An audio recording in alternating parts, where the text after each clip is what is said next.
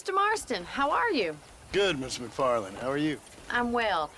Would you mind riding with me to Armadillo? I've got to get some supplies and I could do with the company. Of course. You can take the reins. It wouldn't do for a terrifying bounty hunter such as yourself to be seen driven around by a woman. Take the reins, Mr. Marston.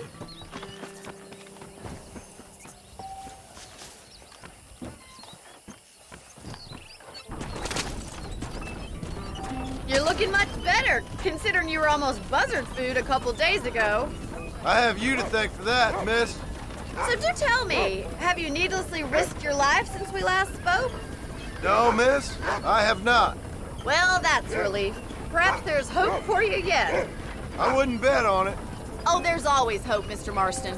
You can't be a rancher in this kind of country if you don't believe that. An admirable attitude, miss. I suppose so. I can't think of any other way to stay sane, to be frank. What about you? Have you ever given up hope altogether? Hope hasn't really entered into it. It's not really something I think about. A peculiar outlook. I can't really say I understand you. I can't always say I do either. Oh, don't be so deliberately enigmatic. I'm not, miss. Yes, you are. You are being deliberately obscure as a substitute for having a personality. I just know there are two theories to arguing with women, and neither one works. I'm not even going to dignify that gibberish with a response.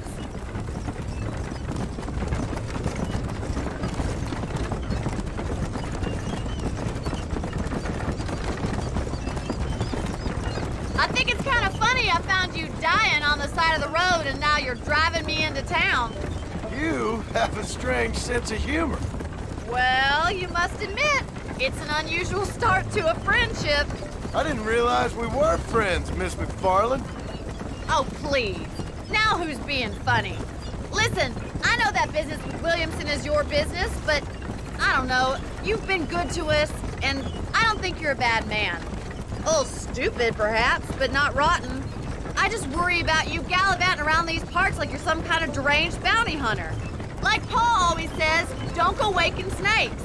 I appreciate your concern for us lesser mortals, Miss McFarland. I really do. And if there was any other way out, I'd take it. I can assure you of that.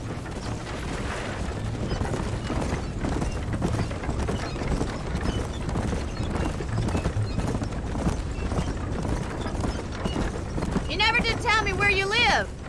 I have a small holding up in Great Plains. A farmer? Yeah, and I'm the Queen of England. And at what point during your day of hunting down outlaws do you find time to raise chickens? Only been at it 3 years or so. I guess I'm kind of new to it. You're telling me? So who's looking after this farm of yours right now? Uncle. Well, he's not my uncle, as far as I know. Just an old dog who's as lazy as a lizard on a hot day. The kind of fella laboring under the delusion that age brings wisdom.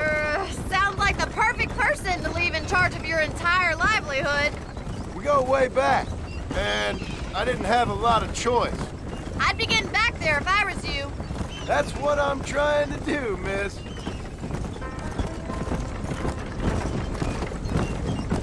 Hola. How do you do, sir?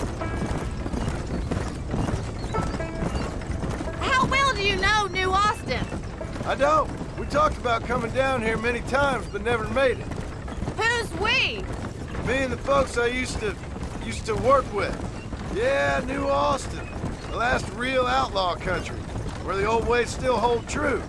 Do a man wrong, he'll shoot you for it. Do a man right, well, he still may shoot you for it.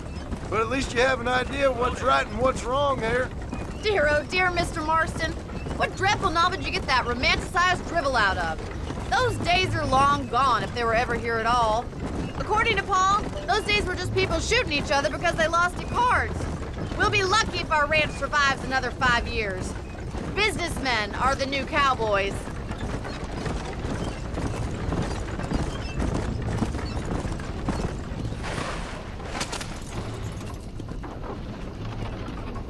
You look like a man who's been through the mill. Thank you. I mean, you've lived some life. I'm 27 years old and I have rarely left Hennigan's stead. Although many years ago we did briefly employ a French governess. Well, I think she was French. She said she was French, but she spoke Russian. That was when Paul thought I would become a lady. A change of pasture doesn't always make for a fatter calf. I know, and I wouldn't change my life for all the money in the world. I'm just saying, sometimes I wish I'd been, well, braver. Been to more places, seen more things. If you ask me, it usually takes more strength to stay than to run, Miss McFarland.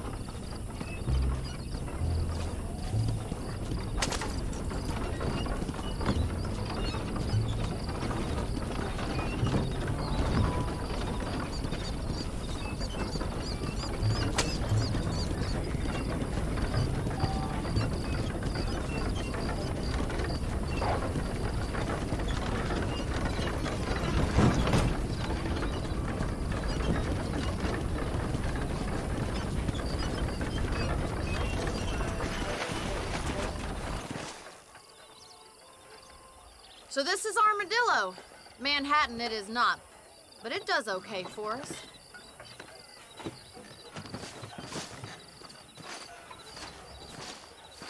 Most important thing for you right now is getting yourself into Dr. Johnson's office to purchase some medicine. The first one's on me. Thank you, miss. I'll pay you back. I'm sure you shall. The doc's a good fellow. He saved your life, so be polite to him. Meet me in front of the general store when you're done.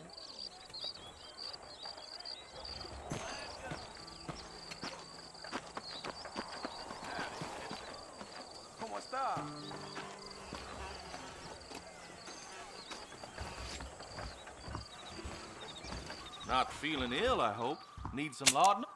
Howdy. Finally come to get that bullet out your leg. Any meds, laudanum, adrenaline, Appreciate it. pills, come see me. General store says they are waiting on a shipment.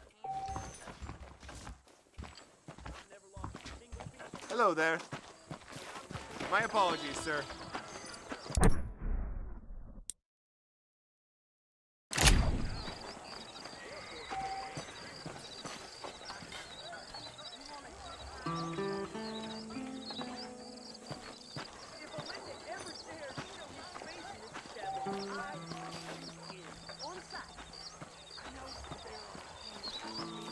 Well, thanks for driving me. It was nice to be able to enjoy the view for once, and a little company never hurts now and again. You're more than welcome, miss. Least I can do. Thank you for the medicine. Why don't you have a look around Armadillo? You can always take a stagecoach back to the ranch later. I might just do that. Travel safely, miss. Try not to get yourself shot. I won't be around to save you this time.